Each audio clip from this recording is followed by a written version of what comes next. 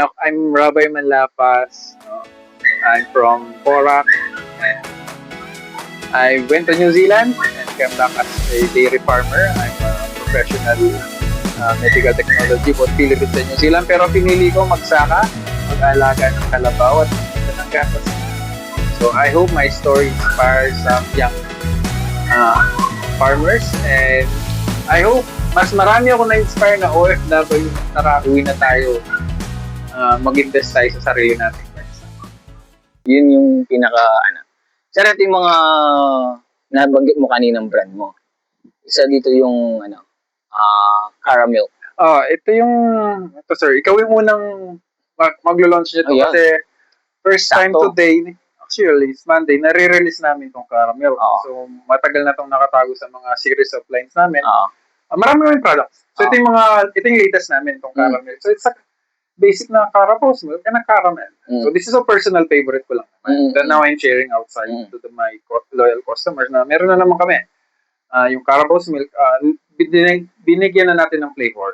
So we have the classic chocolate and yung pure, unflavored. Ngayon, I'm adding the caramel na meron rin kami sa cafe latte. So yung caramel namin, ito yung may coffee tsaka walang coffee. So this is favorite dito sa cup namin. So I'm putting it to RTD bottles para ma-distribute natin outside the Pampanga. So gusto kong yung, di ba meron kang yung, kung meron American latte, mga ganun. Yung sa atin naman. Ito yung inimbento namin dito. Siyempre, IPO to Intellectual property namin. Nauna kami. Filipino latte. Okay. Pag sinabi mong Filipino latte, ang hugot ko lang naman dito, sikat ng Spanish latte Ini-create namin itong cup namin. Napakasikat ng Spanish latte. Sabi mo, nakakano naman. Wala tayong may Americano, black. Sa Spanish latte. Walang Filipino, sabi ko. Okay, para maging Filipino siya, paano? Sabi ko, I put Carabos milk. Diba? So, doon pa lang, sabi ko, naging Pilipino na yung kape namin dito. So, pag bumisita sila dito, ma-experience sila na yung Filipino latte na tinatawag namin. And ako, happy ako sa mga cafe owners na gayahin nila yung Filipino latte. Bakit? Mapopromote yung gatas ng kalabaw, mag-benefits yung mga kasama natin mga dairy farmers, which sabi ko nga kanina, frustration ko to 2023 pa lang, pinopromote ko sa lahat ng coffee shop, magdadala ako ng bote, gamitin nyo to, try yung gatas ng kalabaw, and may mga ilan na gumamit, pero hindi siya ganun na lumaganap. Very, very, very low ang gumamit. So, out of frustration, ginawa ko na. Ako nang gumawa ng coffee, tapos with help of my, kakilalang barista, isa doon, one of my cousin, premium barista siya. I mean, gumagawa talaga siya ng mga latte art na magaganda siya. Nagko-compete siya. So, tinulungan niya ako mag-formulate kung paano yung tamang balance ng Carabos milk. Mahirap siya sa the way froth. Barista, pero yung mga struggle nila. Mahirap the way froth, tapos matas yung fat content. Sarap na, matas ang fat content. Pero hindi lang masyadong ginagamit. So, yun. Yung Filipino latte, alam ko dito ito mag-uumpisa. Nag-uumpisa sa Kuklukam. Sana i-adapt nila. Ito yung siguro product na hindi ko pagdadamot. Sana gayahin nila para ang makinabang yung mga magsasaka natin. And hindi siya magiging Filipino latte kung wala siyang gatas ng kalabaw. Parang lang yan, sir. Yung sisig natin, linalagyan nila ng itlog. Omelette yun. Omelette yun. So, hindi yung sisig. Same sa kwento ng natin. Sa Sipokulo, kailangan yung Filipino latte natin, Carabos milk yung yun yung authentic. At kumuha sila sa mga magsasaka natin. Sir, dun sa paggawa ng mga formulation mo ng mga ganito, sino yung mga tumulong sa'yo? Pinakauna ang Philippine Carabao Center. Okay. Nagsimula ang Kukulok. Concept pa lang siya, idea pa lang siya, nag-uusap na kami ng Philippine Carabao Center. So, ginaid nila ako mula sa pagbili ko ng unang kalabaw, ano ba yung hahanapin ko, nung dumaming gatas ko, may problema ako, nung gagawin ko sa gatas. So, one of the best agency para sa akin, this is my piece of experience, is Philippine Carabao Center. Siguro, isa sa mga masasabi kong tanong mo kanina sa mga OFW, alam ko naman yung concern natin na nasa abroad, ganitong Pilipinas, pero masasabi ko may mga agency pa rin na ako, masasabi ko proud ako na may mga ganitong agency ang Pilipinas. Hindi lahat ganito, meron pa rin kagaya ng Carabao Center na naramdaman ko, nakita ko yung dedication nila dun sa trabaho nila.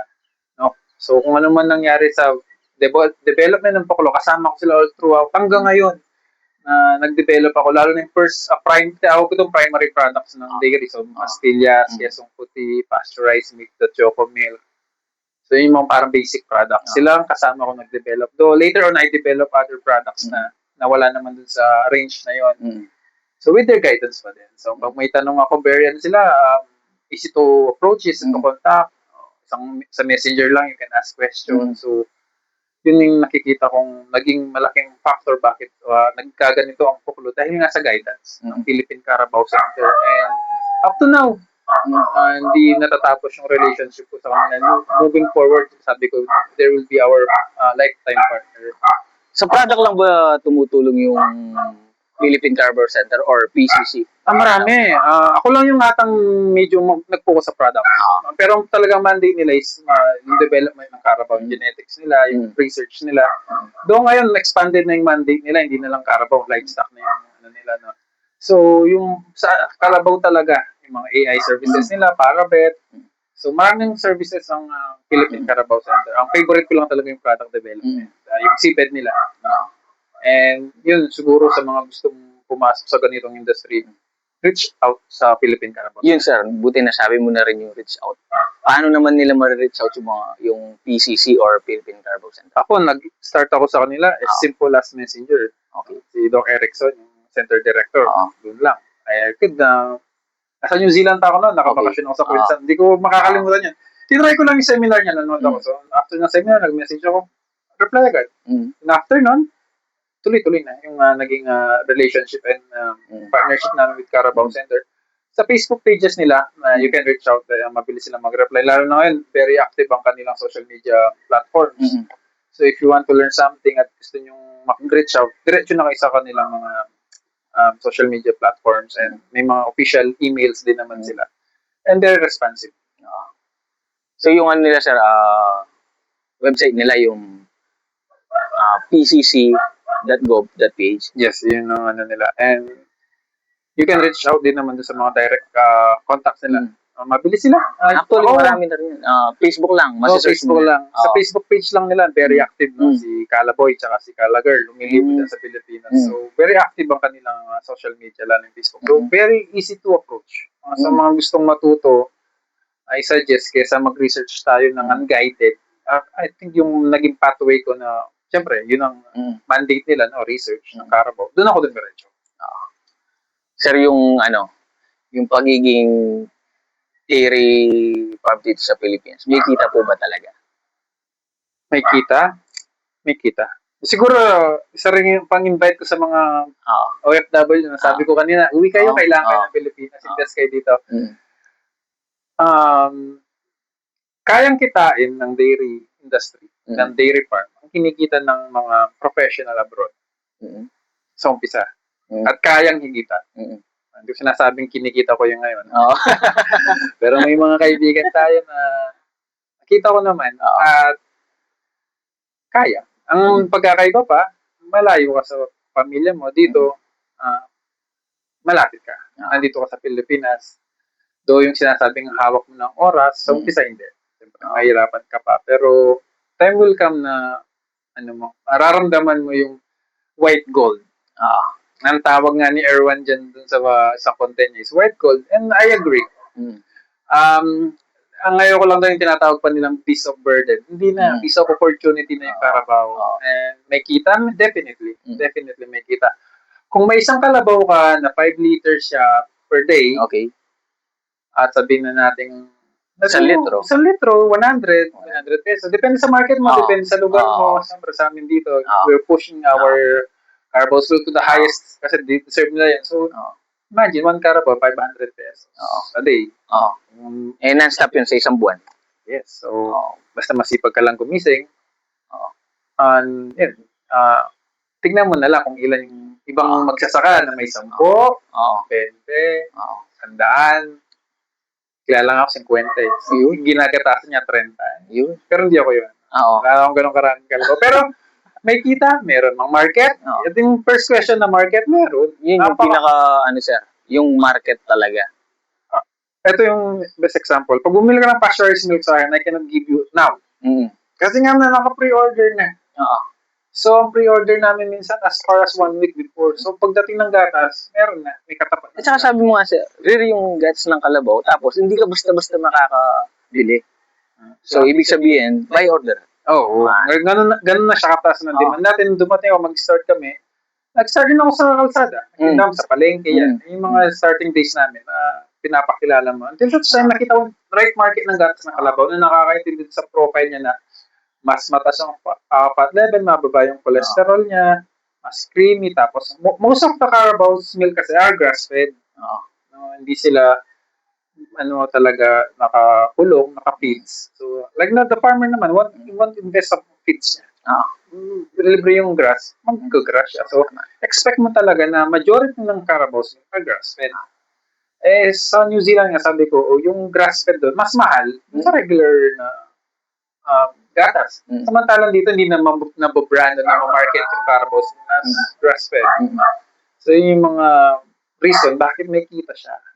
Mas premium siya sa cow's milk. And this is based on science, no? Hindi naman natin gawa na mas healthy, mas quality yung Carabao's milk. Tapos nga, the demand. Tumataas ang demand and the supply is just trying to catch up. So, talagang magkakaubusan ng gatas ng kalabaw. Ang ano lang doon, sir, konti lang yung mga nag-aalaga. Kasi, maubos yung lupa. Kasi sa mga realty. Yan ang natin. Hindi ko naman sinasabing huwag silang mag-develop ng mga land. Kasi parami din naman yung mga tao. Diyan papasok siguro yung proper planning. This will be the government's job naman to balance out na yung development and to preserve our agricultural land. So, ang nakikita kong factor doon, like us, we want to expand hundreds of heads. First year pa lang namin, more. Now, nakita namin problem sa food. Na-stunt yung growth. Maraming takot mag-expand ng ganung mga massive scale na farms dahil sa food. So, the best way na dumami yung food, daraming farmers, hindi masyadong darami yung mga large-scale farms. So, kahit pa paano, yung management nun, medyo doable kaysa doon sa isang malaking farm na sa kanya lahat. Pero yun nga, tama ka, may scarcity sa food and this is a big problem in the future. So, kami dito sa Puklo, naghahanda kami. Naghahanda kami sa possibility na walang makain, walang food yung Carabao, all other livestock. Nag-aaral na kami, naghahanda kami. So, tumitingin kami ng mga alternatives like the azola, paano ba kami mag-cultivate ng azola, ano pa yung mulberries, ano ba yung pwede namin itanim na hindi kami rely sa pasture. So, it's something na we need to be considerate sa pagkain. Nakakatakot, totoo lang. Sir, bigyan mo na lang ng kunyari may mga gustong OFW, kahit hindi OFW, kahit mga gustong magsimula lang ng dairy. Paano sila magsisimula? Bigyan mo sila ng step by step hanggang magkaroon sila ng makabuo sila or makapag-milking na sila. Ang una siguro, dalawa dapat yun. If you have the capital and you don't have the capital. So, start tayo sa with capital. Ito, strategy ko lang. Pagbili ko ng kalabaw ko, ang unang kalabaw namin, may anak na, bagong panganak. Para yung capital mo, nagre-return na siya the next day na binili mo siya. Kasi ginagatas na. Though mahirap bumili ngayon nung may anak na. Pero during my time na mag-collect kami ng mga kalabaw, nakakabili kami ng bagong panganak. So, it's a good thing. Nag-start ng magbilang ang ang investment ng pabalik. And aralin mo, first place. Knowledge first, before capital. Kasi masusunog lang yung capital. Doon sa wala naman, if you don't have the capital to start, and you have the patience na bumili ng bulok, maliliit, you can invest that. Magkano ba yung motor versus bulok? Mga ganun, ano ba yung sacrifice mo?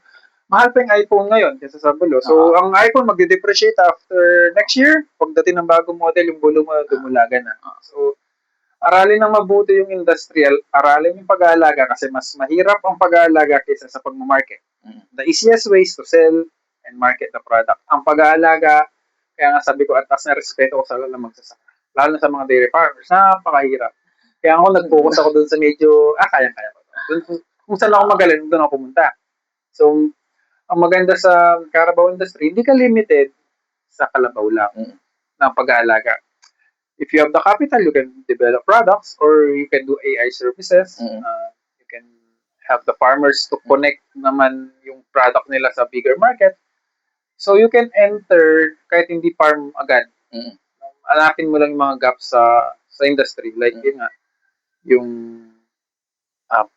product, ay yung raw milk, no? May market yan. You want to do pastillas, nasa Carabao industry ka na. Pwede ka mag-start doon, gumawa ka muna ng buy products ng milk. Tapos pag nakikita mo, laban natututo ka, paano mag-alaga ng kalabaw, hindi mag-alaga ka pa isa-isa. And sabi nga, if you have the capital, study well, and kung titingnan natin kung paano siya magiging successful yung dairy, patience. Hindi siya, sabi mo, kahit white gold siya, it takes time din naman para dumami yung gatas. And may mga struggle siya. No, I don't want to give the false hope na pagpasok mo dito, yayaman ka agad, sarap ang buhay. No, it takes challenges and ano naman. And my journey is not yet finished. I'm just in starting pa rin. I always call Puklo a startup. As a startup, we're entering our 4th year sa farm, 3rd years as the brand. So ano siya? Ilang taon ka na ba sa industry nito? I mean, si Puklo, ilang taon na siya? Si Puklo is 3 years old, the brand. And yung business namin ng dairy is 4 years. Nauna kami, nag-alaga ng kalabaw and selling raw milk. That's our first year. Then we came up to the brand. Kami na, we develop na kasi nakita namin yung challenges. Pag nagtitinda ka ng raw milk, no, early mornings, sobrang aga, tapos hindi mo control yung middleman. Fluctuating sila. So, ayokong ilagay yung hope namin sa ibang hands. We went to processing. So that's how we came up with Puklo for just a year on dairy farming. So yun, siguro best tip siguro sa mga gusto mag-dairy farm. Ano sir, bigyan mo sila ng best tip una. Kano dapat yung capital nilang i-start? Kasi sabi mo nga, may knowledge ka, baka akala nila knowledge lang, pero yung capital hindi pa nila. Siguro if you have the capital to buy bigyan mo lang sila ng range kung magkano. Isang kalabaw, siguro range tayo ng 150, 200 hanggang 220. Depende sa mga farms na pupuntahan mo. Pero yun, if you have 150, 200,000, bibili ka ba na, down payment mo ba ng kotse yan? O bibili mo ng kalabaw? Ito ang maganda doon. Yung kotse. Yan, bili ka yung kotse. Paglabas ng kasa, depreciate. Si kalabaw, kung nakabili ka na ng gatasan, kinabukasan, may balik na siya. So if you have enough capital na makabili ng buntis o kakapanganak lang, yun agad. Pero syempre aralin mo, paano lagay, baka mapatay mo lang, di ba? So, ako namatayin pala ako, 2 na. So, something na i-consider mo yan. Pero kumpara mo naman yung kalabaw dun sa other livestock, napakatibay ng kalabaw. Either kidlat yan or talagang sakit na lang. Pero, kabi nga, kalabaw lang tumatanda daw. So, yun, if you have the capital, siguro from our playbook na bumili kami ng gatasan agad, para yung pinampuhunan ay medyo bumabalik ng dahan-dahan, araw-araw. Sir, sabi mo nga namatayan ka ng 2.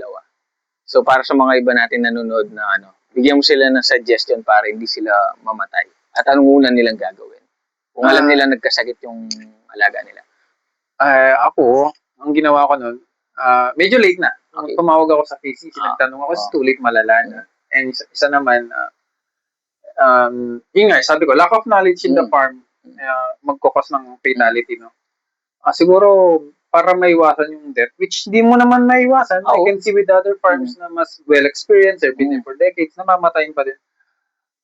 Siyempre, kailangan yan dasal, no? Kasi hindi mo nakontrolado yung mga maliliit na organisms, no? May mga bagay talagang wala sa kamay natin, no? So, yun talaga. Ako, ang protein doon, talaga mananalangin ka na hindi mamatay yung alaga. Kasi hindi mo na talaga makokontrol lahat. Kadalasan, kidlat, di ba? How you control those things.